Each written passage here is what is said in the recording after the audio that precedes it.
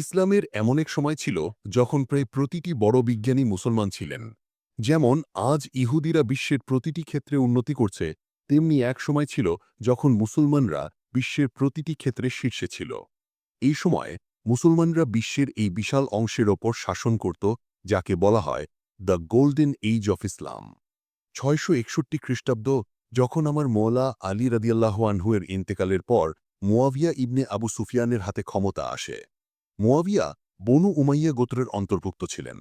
বনু উমাইয়ারা তাদের শাসন আমলে অনেক হীন কাজ করেছিল, যেমন ইয়াজিদ আমার ইমাম হুসেন রাদিয়াল্লাহু আনহুকে শহীদ করেছিলেন, এবং মুয়াবিয়াও মওলা আলী রাদিয়াল্লাহু আনহুকে খালিফা হিসাবে মেনে নেননি, যার ফলে মুসলমানদের মধ্যে গৃহযুদ্ধ শুরু হয়, যাতে হাজার হাজার মুসলমান শহীদ হন, যাকে মুসলিম সিভিল ওয়ারও বলা হয়। এ বিষয়ে আমরা পরবর্তী ভিডিওতে বিস্তারিত আলোচনা করব, তাই এখনই সাবস্ক্রাইব করুন। তবে বনু উমাইয়ার সব মানুষই ভুল ছিল না। হযরত ওসমান গনি রাদিয়াল্লাহু আনহু-এর মতো অনেক ভালো মানুষও ছিলেন। বনু উমাইয়ার শাসনামলে ইহুদি ও খ্রিস্টানদের উপর কর আরোপ করা হয়েছিল, এবং এমনকি তাদের শাসনামলে নতুন ধর্মান্তরিত মুসলমানদেরও দ্বিতীয় শ্রেণীর নাগরিকের মতো ব্যবহার করা হতো। যেমন বনু উমাইয়ারা সম্প্রতি ধর্মান্তরিত মুসলমানদের উপরও কর আরোপ করেছিল। অথচ ইসলামিক আইন অনুযায়ী যারা ইসলাম গ্রহণ করত তাদের জন্য অনেক প্রণোদনা রাখা হতো, যাতে আরও বেশি মানুষ ইসলাম গ্রহণ করতে পারে। কিন্তু বনু উমাইয়ারা তো নতুন ধর্মান্তরিত মুসলমানদের উপরও কর আরোপ করেছিল। বনু উমাইয়ারা তাদের শাসনামলে অনেক খারাপ কাজ করেছিল, কিন্তু তাদের খেলাফতের সময় ইসলাম বেশ ছড়িয়ে পড়েছিল। যেমন এই যে এলাকা আপনারা দেখছেন, নবী পাক সাল্লাল্লাহু আলাইহি সাল্লামের আমলে মুসলমানরা এই অংশটি দখল করে নিয়েছিল, এবং এই পুরো এলাকাটি খোলাফায়ে রাশিদিনের শাসনামলে জয় করা হয়েছিল, এবং এই হলুদ রঙের অংশটি বনু উমাইয়ারা জয় করেছিল, যার মধ্যে ছিল আফ্রিকা, ট্রান্সঅক্সিয়ানা, সিন্ধু, মাগরিব, স্পেন। এই সমস্ত অঞ্চল বনু উমাইয়াদের অধীনে চলে এসেছিল। ৬৬১ থেকে ৭৭১ খ্রিস্টাব্দ পর্যন্ত বনু উমাইয়ারা শাসন করে। কিন্তু এরপর আগমন ঘটে বনু আব্বাসের। বনু আব্বাস নবী পাক সাল্লাল্লাহু আলাইহি ওয়াসাল্লামের চাচা হযরত আব্বাস রাদিয়াল্লাহু এর বংশধর ছিলেন, অর্থাৎ এক অর্থে নবী পাক সাল্লাল্লাহু আলাইহি ওয়াসাল্লামের পরিবারের অন্তর্ভুক্ত ছিলেন।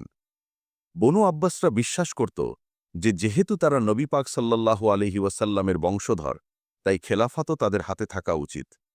বনু আব্বাসরা ইসলামকে তার মূল শিকড়ে ফিরিয়ে নিতে চেয়েছিল, কারণ বনু উমাইয়ারা মুসলিম উম্মাকে ধ্বংস করে দিয়েছিল। বনু আব্বাসরা তাদের এই উদ্দেশ্য পুরো রাজ্যে ছড়িয়ে দিতে শুরু করে এবং বনু উমাইয়াদের বিরুদ্ধে প্রচার শুরু করে। এর ২০ বছর পর বনু উমাইয়াদের শাসনামলে গৃহযুদ্ধ শুরু হয়। তখন বনু আব্বাসরা এই সুযোগের সদ্ব্যবহার করে এবং সেই সময় খোরাসানের পূর্বে আবু মুসলিম আরব ও পারস্যবাসীদেরকে তার সাথে একত্রিত করেন। বনু আব্বাসের এই বিপ্লবকে সমর্থন করার জন্য ৭৪৭ খ্রিস্টাব্দে আবু মুসলিম তার সেনাবাহিনী নিয়ে খোরাসান এবং অন্যান্য প্রদেশ দখল করতে শুরু করেন, এবং মারওয়ান, যাকে বনু উমাইয়ার খলিফা বানানো হয়েছিল, তাকে হত্যা করেন। বনু উমাইয়াদের পরাজিত করার পর আবুল আব্বাস আস-সাফা আব্বাসীয় খেলাফতের প্রথম খলিফা হন এবং আবু মুসলিমকে খোরাসানের গভর্নর নিযুক্ত করা হয়। বনু আব্বাসের হাতে ক্ষমতা আসা ইসলামের শক্তিশালী হয়ে ওঠার মতোই ছিল। ৭৪৫ খ্রিস্টাব্দে আল মানসুর বনু আব্বাসের দ্বিতীয় খলিফা হন। আল মানসুরের খলিফা হওয়ার আগে দামেস্ক মুসলিম সাম্রাজ্যের রাজধানী ছিল। তারপর কুফাকে রাজধানী করা হয়েছিল, কিন্তু আল মানসুর বাগদাদকে রাজধানী বানান। বাগদাদকে আল মানসুর একদম শুরু থেকে তৈরি করেছিলেন ৭৬২ খ্রিস্টাব্দে।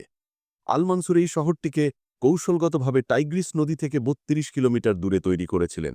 এই অবস্থানের কারণে এই পুরো রুটির ব্যবসা বাগদাদ হয়ে যেত এবং বাগদাদ একটি বাণিজ্য কেন্দ্র হয়ে উঠেছিল। তারপর ৭৭৬ খ্রিস্টাব্দে হারুন আল রশিদ বনু আব্বাসের পঞ্চম খলিফা হন। হারুন আল রশিদ বাগদাদে একটি গ্রন্থাগার খোলেন, যাকে বাইতুল হিকমা এবং হাউস অফ উইজডমও বলা হতো, যেখানে সারা বিশ্ব থেকে মানুষ এসে জ্ঞান ভাগ করে নিত, এবং এই জ্ঞান গ্রিক, চাইনিজ ও সংস্কৃতর মতো ভাষা থেকে আরবিতে অনুবাদ করা হতো। সেই সময় আরবিকে বৈজ্ঞানিক ভাষা হিসেবে গণ্য করা হতো। বাগদাদে শুধু মুসলমানরাই নয়, বরং খ্রিস্টান, বৌদ্ধদের মতো প্রতিটি ধর্মের মানুষ এসে জ্ঞান ভাগ করে নিত।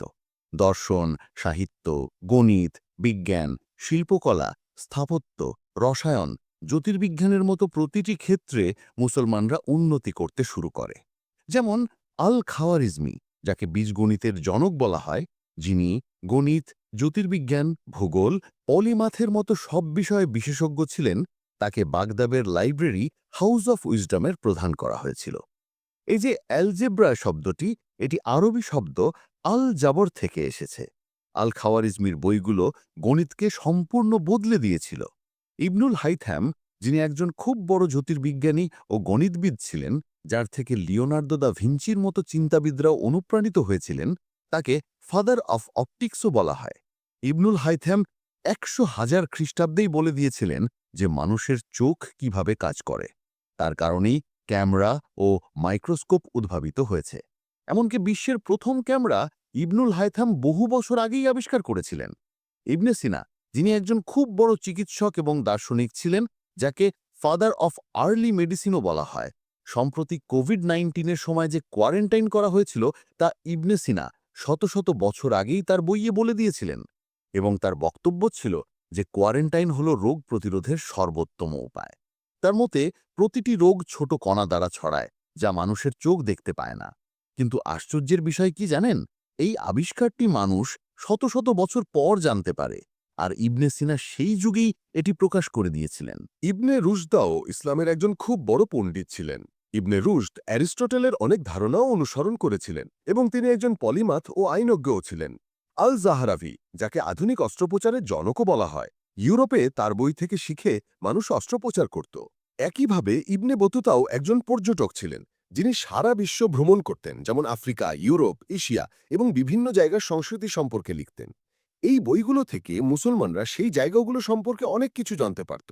হাওয়ায় ওড়ার প্রথম মানুষ আব্বাস ইবনে ফিরনাসও মুসলিম ছিলেন, যিনি ছিলেন একজন পলিমাথ, উদ্ভাবক, জ্যোতির্বিজ্ঞানী, চিকিৎসক, রসায়নবিদ, প্রকৌশলী। ইবনে খালদুন, যিনি অর্থনীতির জনক, তার জ্ঞানকে কাজে লাগিয়েই অ্যাডাম স্মিথ এত জনপ্রিয়তা অর্জন করেছিলেন। ইবনে খালদুনের ধারণাগুলো অ্যাডাম স্মিথ কপি করেছিলেন, আর আজ মানুষ অ্যাডাম স্মিথকে মনে রাখলেও ইবনে খালদুনকে কেউ জানে না। এটি বিজ্ঞানীদের একটি অনেক দীর্ঘ তালিকা। শুধু জেনে রাখুন যে সেই সময় বিজ্ঞানীর অর্থ মুসলমানই ছিল।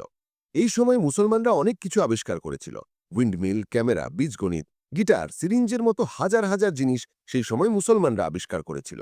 কিন্তু যেভাবে হারুন আল রশিদের ক্ষমতায় আসার মাধ্যমে মুসলমানদের সোনালী যুগ শুরু হয়েছিল, তেমনি হারুন আল রশিদের এন্তেকালের পর এই সোনালী যুগের পতন শুরু হয়।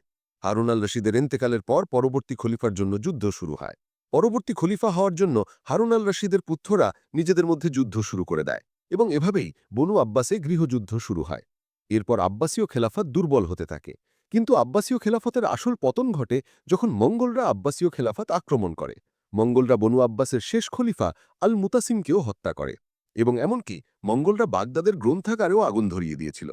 কিন্তু তখনও শিক্ষার দিক থেকে ইসলামের অবস্থা খুব খারাপ ছিল না। কিন্তু এরপর বনু আব্বাসের পর অটোম্যান সাম্রাজ্যের শাসন আসে। অটোম্যান সাম্রাজ্যের বিশ্বের এই বিশাল অংশের উপর শাসন ছিল এবং অটোম্যান সাম্রাজ্য সেই সময়ে বিশ্বের সবচেয়ে শক্তিশালী শাসন ব্যবস্থা ছিল। কিন্তু তারপর অটোম্যান সাম্রাজ্যের শাসনামলে ইউরোপে মুদ্রণযন্ত্র আবিষ্কারের কারণে মানুষের হাতে বই চলে আসে, যার ফলে ইউরোপে ইহুদি ও খ্রিস্টানদের সাক্ষরতার হার বাড়তে শুরু করে। এই যন্ত্রের আগে বই হাতে লেখা হতো, কিন্তু অটোম্যান সাম্রাজ্যে এই মুদ্রণ যন্ত্রকে নিষিদ্ধ করা হয়েছিল, যার পেছনে অনেক কারণ ছিল। যেমন, যদি মুদ্রণ যন্ত্রের মাধ্যমে মানুষের হাতে বই চলে আসতো তবে এটি কর্তৃপক্ষের জন্য বিপদ হয়ে দাঁড়াতো, কারণ এর মাধ্যমে মানুষ সরাসরি বই পড়তে পারত এবং মানুষের ইসলামিক ও রাজনৈতিক জ্ঞান অর্জন তাদের জন্য হুমকি হয়ে উঠতে পারত। এছাড়াও সেই সময় মুসলমানরা হাতে লেখা বই পড়তে পছন্দ করত। তারা এই নতুন ধরনের বই পছন্দ করত না। সেই সময় মানুষ হাতে বই লিখে অর্থ উপার্জন করত। এই যন্ত্রের কারণে তাদের চাকরিও ঝুঁকির মধ্যে ছিল। এই কারণগুলোর জন্যই মুদ্রণ যন্ত্র নিষিদ্ধ করা হয়েছিল। এই নিষেধাজ্ঞার ৩০০ বছর পর তুর্কিরা মুদ্রণ যন্ত্রের অনুমতি দেয়, কিন্তু এই ৩০০ বছরে ইহুদি ও খ্রিস্টানরা অনেক কিছু শিখে ফেলেছিল এবং মুসলমানরা পিছিয়ে পড়েছিল। আর আজ অবস্থা এমন যে যদি আমি আপনাকে আজকের কোনো মুসলিম বিজ্ঞানের নাম জিজ্ঞেস করি তবে আপনি একেবারেই বলতে পারবেন